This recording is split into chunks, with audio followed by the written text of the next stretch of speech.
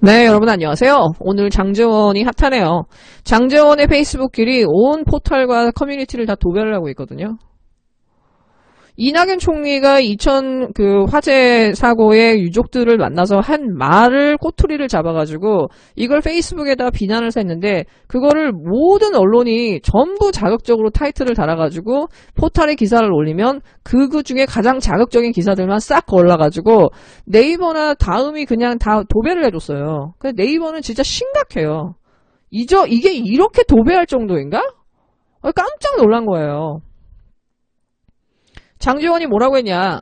이낙연 전 총리는 너무 맞는 말을 너무 논리적으로 틀린 말 하나 없이 했다. 그런데 왜 이 소름이 돋냐? 이것이 문재인 정권의 직전 총리이자 4선 국회의원, 전직 전남지사, 21대 국회의원 당선자, 차기 대통령 선호도 1위인 분이 가족을 잃고 울부짖는 유가족과 나눈 대화라니 등골이 오싹하다. 머리만 있고 가슴은 없는 정치의 전형. 이성만 있고 눈물은 없는 정치의 진수를 본다. 이건 진짜 이명박근혜가 정말 진수를 보여주지 않았나요? 여러분 저는 진짜 이 장제원 보면은 진짜 장제원 아들 보면은 이 사람 어디 얼굴 들고 다닐 수 있나요? 근데 이런 사람이 부산에 출마해서 그 지역주의에 그걸 업고서는 압도적으로 당선이 돼요. 사실 부산 시민들 너무 진짜 원망스러워요, 솔직히. 이런 지역주의 때문에 저런 인간들, 저 부패한 검사들이 너무 쉽게 국회에 진출하고 뉘우치질 않잖아요. 그러니까 자기가 한 말도 이 사람 기억을 못하는 거예요. 여러분 2017년에 장제원이 대변인이었던 거 아시죠? 한나라당. 이 자유한국당 대변인일 때 그때 제천에서 사고 났었죠. 문재인 대통령이 그 제천 사고 영장을 방문했었잖아요. 그때 장제원이 뭐라고 했는지 아세요? 세월호 참사에 대한 책임을 물으며 집권한 문재인 정권이 국민의 생명을 지키지 못하고 제천 대참사를 만들었다. 그러니까 문재인 정권이 불질렀다는 얘기예요. 홍준표가 뭐라고 했냐. 세월호 참사를 이용해 정권 잡은 세력들이 세월호보다 더 잘못 대응해 사상자를 키운 제천 참사를 어떻게 책임지고 수습하는지 지켜보겠다. 지금 국민들이 애도하고 있고 수많은 피해자가 생겼는데 그거를 세월호랑 연결시켜서 정부를 공격하는 걸 쓴 거예요. 거기다가 장제원 뭐라고 했냐. 문재인 대통령이 유족들 앞에서 울먹였잖아요. 그걸 가지고 대형 참사 앞에서 대통령이 해야 할 일은 겨우 울먹이는 것이냐? 이러면서 비아냥댔거든요. 그때 진짜 세월호 가족들하고 국민들이 엄청 비난했었잖아요. 이 장제원하고 이 홍준표한테. 어떻게 이렇게 국민들이 애도하는데 저런 식으로 정치 공세를 하냐고. 근데 이 사람도 보면요. 진짜 한심한 수준이에요. 한심한 수준. 이낙연 총리는 논란이 될 수 있는 말이긴 하지만 그냥 그래요. 이낙연 총리 말씀 한 것만 딱 옮길게요. 여러분 안타까운 말씀은 충분히 이해합니다. 제가 지금 총리직을 떠나서 현직에 있지 않기 때문에 책임 있는 위치에 있지 않습니다. 책임 있는 사람이 아님에도 자기가 뭔가를 하겠다고 하는 건 맞지 않죠. 국회의원 임기가 5월 30일 날 시작됩니다. 그래서 오늘은 제가 그냥 한 사람의 조민격으로 온 것입니다. 유가족들 심정은 제가 충분히 이해하고 정부의 뜻을 잘 전달하겠습니다. 이렇게 말한 게 다 전부예요, 여러분. 여러분. 이 포털과 언론이 이렇게까지 이 장제원의 이 페이스북 말을 이렇게 압도적으로 진짜 쓸어준다라는 건요. 이거는 태영호나 지성호의 프레임을 없애겠다는 거거든. 지금 태영호와 지성호의 이거가 계속 이제 끌려갈 것 같으니까 정부에서도 지금 오늘 수술 안 했고 시술한 적 없다라고 딱 정확하게 어딩을 날렸잖아요. 그러니까는 이 프레임을 전환하기 위해서 지금 이낙연 총리를 지금 희생양으로 삼는 거거든. 근데 이낙연 총리를 너무 쉽게 보면 안 되지. 너무 물러 보는 거 아니야? 그리고 장제원 네가 뭔데 이낙연 총리를 저격을 해. 깜도 안 되는 게. 아유, 가짠쳐. 네, 여러분 어저께 그 뉴스 보고 제가 진짜 황당했던 게 뭐냐면은 이 제보자 X를 우리가 맨날 말하는 법세련 있죠. 법세련과 사준모는 같은 사람들입니다, 여러분. 얘네들이 이름만 바꿔갖고 고소고발을 맨날 고발을 하는 건데 법세련 사준모는 같은 애들이에요, 여러분. 얘네들이 지금 그 제보자 X를 그 업무방해로 고발했어요. 누구의 업무방해냐? 채널A의 업무를 방해했대요.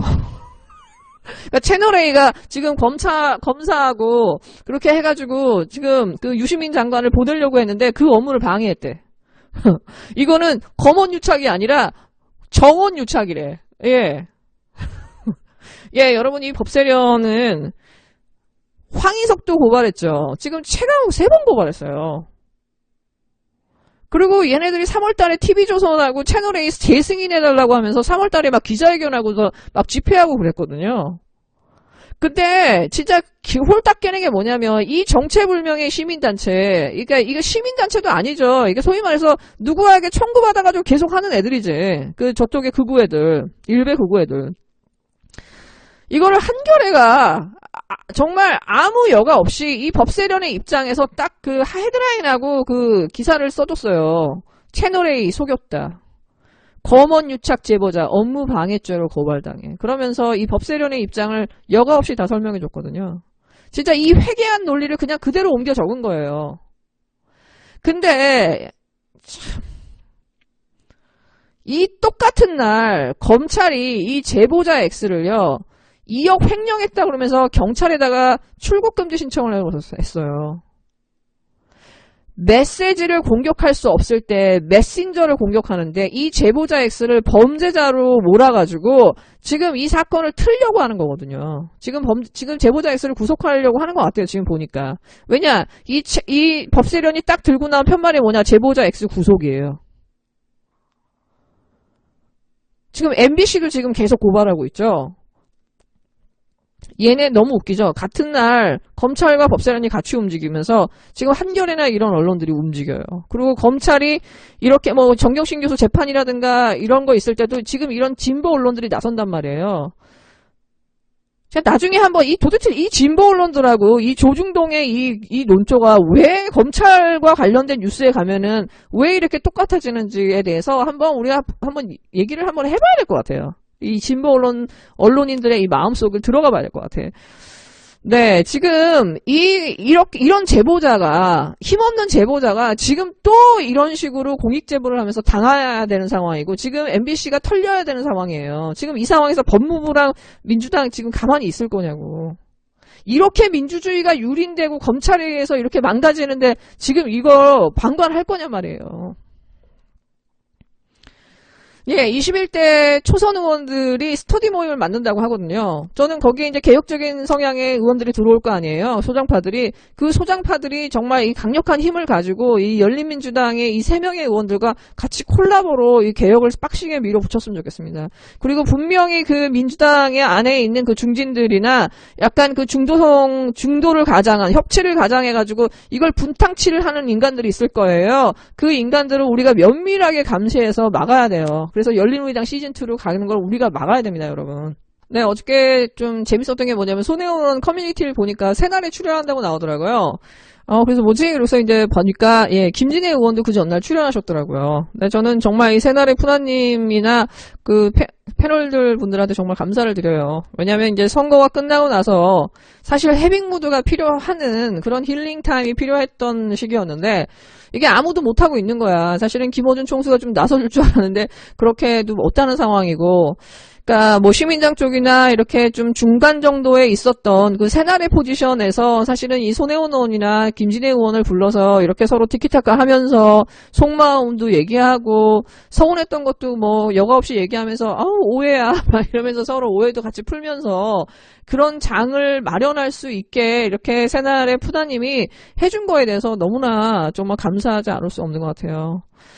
이것을 시작점으로 해서 사실은 해빙 모드를 만들어갈 수 있고 우리가 좀 더 우리가 마음속으로 아무리 정치적으로 서로 좀 달랐지만은 그래도 우리 마음에서 같이 동지라고 하는 그 선을 넘어서는 안 된다라고 하는 그 어떤 인간적인 연대, 어떻게 보면은 인류애든 형제애든 그 무엇이든 그 안에 있는 인간애든 그게 있다라는 걸 우리가 갖고 있어야 되거든요. 거기다가 이제 또 곽동수 시사평론가까지 갑자기 막 카네이션 들고 나타나셔가지고 아 고마웠다 그러고 미안했다고 하면서 이렇게 사실 어색하지만 막 사과하면서 하는 그 모습 보면서도 참 우리가 안에서 여전히 인간이라는 게 있구나. 우리가 아무리 달라도 서로 인간적으로 그 도를 넘으면 안 되잖아요. 근데 그 부분에서는 서로 여전히 우리가 뜨거운 가슴을 갖고 있는 사람들이라고 하는 거에 대해서 다시 한번 느꼈고, 그런 장들을 마련해 주신 거에 대해서 감사하죠, 새날한테. 그리고 새날에 있는 패널 분들도 정말 김진애 의원이나 손혜원 의원한테 정말 배려하면서 질문하고 이렇게 경청하는 모습을 들으면서도, 사실은 굉장히 존경심이 들었어요. 그래서 정말 감사합니다. 어저께, 제한테 딱 들어왔던 꽂혔던 부분은 뭐냐면 손혜원 의원이 이제 브랜드 마케팅을 하는 사람이잖아요. 그분은 뭐 자타공인 대한민국 최고의 브랜딩 마케팅의 전문가죠. 근데 이분이 그 마케팅과 선거는 비슷한 게 많다. 둘 다 내 자신이나 상품을 고객에게 파는 거잖아요. 근데 이 브랜드 마케팅이라고 하는 거는 사실은 고객의 소비자가 뭘 원하는지를 정확하게 판단하지 않으면 사실 성공할 수가 없어요. 그렇기 때문에 이 마케팅은 오히려 훨씬 더 솔직할 수밖에 없는 거야. 그 상품에 대해서. 대중에게도. 근데 정치는 대중을 속일 수 있다는 거죠. 그러니까 얼마든지 대중을 잘 속이는 정치인이 성공하고 오래 버틸 수 있다라는 거지. 그런 부분에서 자기는 그런 특이한 성격 때문에 어떤 대중적인 정치인, 대중의 인기를 얻을 수 있는 정치인으로서는 살아갈 수 있을지 모르지만 정당의 하나의 일원으로서 계속 공천을 받기 위해서 계파에 속하고 누군가에게 잘 보이고 뭔가 하고 싶지 않은 일들을 해야 되는 일을 해야 되는 이 정치의 속성하고는 자기는 맞지 않는다 라고 얘기를 해주시는데 저는 무릎을 탁 쳤어요. 진짜 확실히 전문가답다. 이 정치와 브랜드 마케팅의 이 차이, 그 다음에 그 정치인들이 얼마나 세련되게 이 대중을 속일 수 있는지, 대중을 기만할 수 있는지에 대한 진짜 그 손철살인이 진짜 굉장히 빛났던 것 같아요. 새날을 시작으로 해서 이렇게 천천히 이렇게 해빙무드를 만들어 가게 되고, 그 21대에 아주 개혁적인 성향을 갖고 있는 아주 멋진 민주당 당선자들하고 열린민주당 당선자들이 콜라보를 해서 이렇게 개혁을 잘 물어붙이면 정말 21대 국회가 굉장히 재밌겠다는 생각이 참 많이 듭니다. 사실은 저도 열린민주당이 지금 이렇게 약간 표류하고 있는 그 상황이잖아요. 근데 이제 민주당의 등치가 너무 커졌고 그 열린민주당이 할 수 없는 뭔가 이 중도층이나 다양한 스펙트럼의 이 시민들을 갖고 가야 되기 때문에 민주당이 함부로 나설 수 없는 것들을 열린민주당이 이 작은 이 돌격대로서 이렇게 움직일 수 있는 거잖아요. 그렇기 때문에 사실은 민주당이 이렇게 커짐으로써 열린민주당 같은 돌격대도 너무나 필요하거든요. 그래서 저는 이 열린민주당의 존재는 시간이 지나면 더더욱 빛날 거라고 생각합니다. 그리고 민주당이 너무 크기 때문에 하지 못하는 거, 혹은 민주당이 너무나 어떻게 보면은 중도 보수화돼서 하지 못할 것들, 말들이나 개혁이나 이 법안들을 저는 열린민주당과 이 개혁 정향의 초선 의원들이 함께 콜라보로 이뤄낼 수 있는 굉장히 환상의 21대 국회가 만들어지지 않을까라고 기대해 봅니다. 네, 여러분 즐거운 하루 되세요.